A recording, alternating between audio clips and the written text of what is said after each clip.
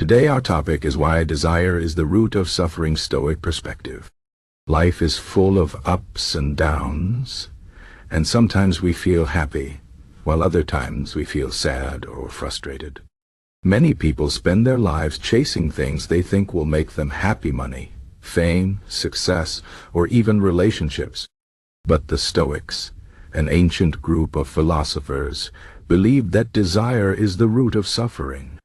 They taught that when we want things too much, we set ourselves up for disappointment, frustration, and pain. Let's explore this idea and see how it can help us live better lives.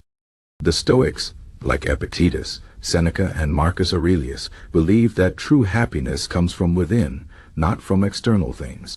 They said that if we rely on things outside of ourselves to feel good, we will always be at the mercy of the world. For example, if you think you need a new car to be happy, what happens if you can't afford it? You feel sad or angry. Or if you think you need someone to love you to feel complete, what happens if they leave? You feel heartbroken. The problem is not the car or the person. The problem is your desire for them. Desires create expectations, and when those expectations are not met, we suffer. This is why the Stoics believe that desire is the root of suffering. Let's look at this more closely. Imagine you want a promotion at work. You work hard, you do everything right, and you believe you deserve it. But then, someone else gets the promotion instead. How do you feel? Probably disappointed, maybe even angry or jealous. But why? Because you desired the promotion. You attached your happiness to it. The Stoics would say that the problem is not the promotion itself, or even the fact that you didn't get it. The problem is that you wanted it too much. You made your happiness depend on something outside of your control. The Stoics believe that the only things we can truly control are our thoughts, our actions, and our attitudes. Everything else, what other people do, what happens in the world, even our own health and wellness, not fully in our control. When we desire things we can't control, we set ourselves up for suffering. So, what is the solution? The Stoics would say that we should focus on what we can control and let go of what we can't. This doesn't mean we should stop trying to achieve things or stop caring about others. It means we should change our attitude toward desire. Instead of wanting things too much, we should practice detachment. Detachment doesn't mean not caring at all. It means caring in a healthy way. It means doing your best but not being attached to the outcome. For example, you can work hard for that promotion, but if you don't get it, you accept it and move on. You don't let it ruin your happiness.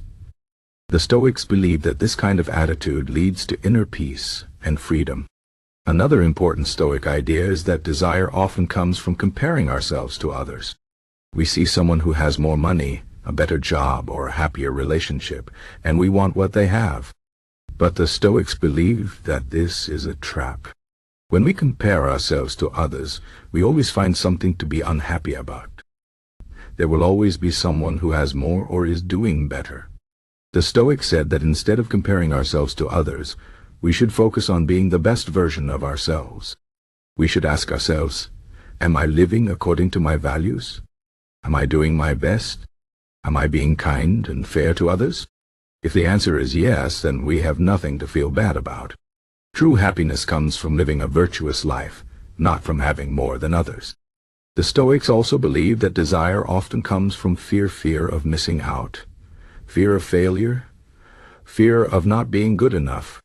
This fear drives us to chase things we think will make us feel secure or important. But the Stoics said that this is an illusion. No amount of money, success, or approval from others can ever make us truly secure or happy. Real security and happiness come from within. They come from knowing that we are enough, just as we are. The Stoics taught that we should face our fears and accept that we cannot control everything. Once we do this, we can stop chasing things out of fear and start living with peace and contentment. One of the most powerful Stoic practices is negative visualization.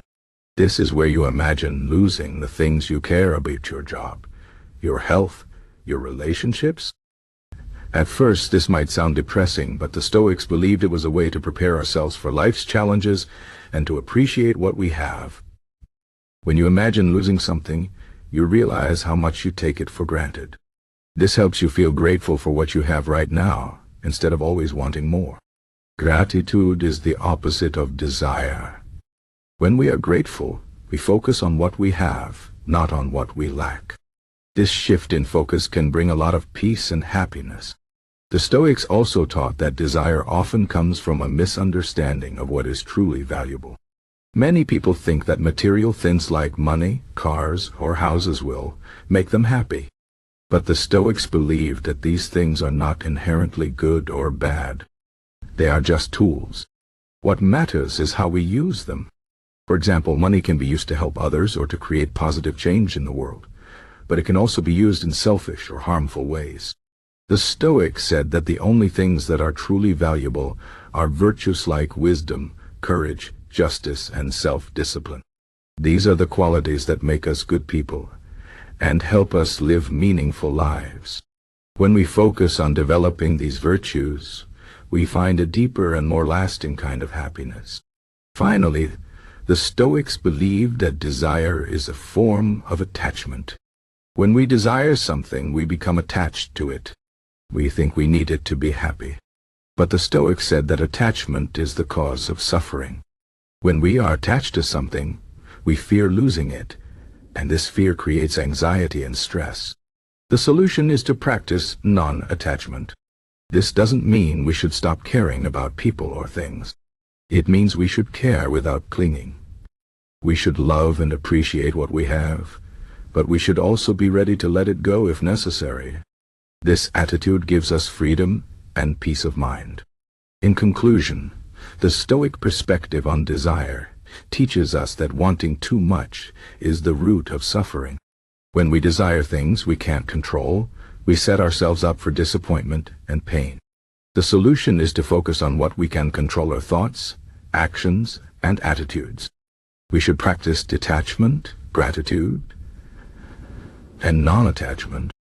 We should stop comparing ourselves to others and focus on living a virtuous life. By doing this, we can find inner peace and true happiness.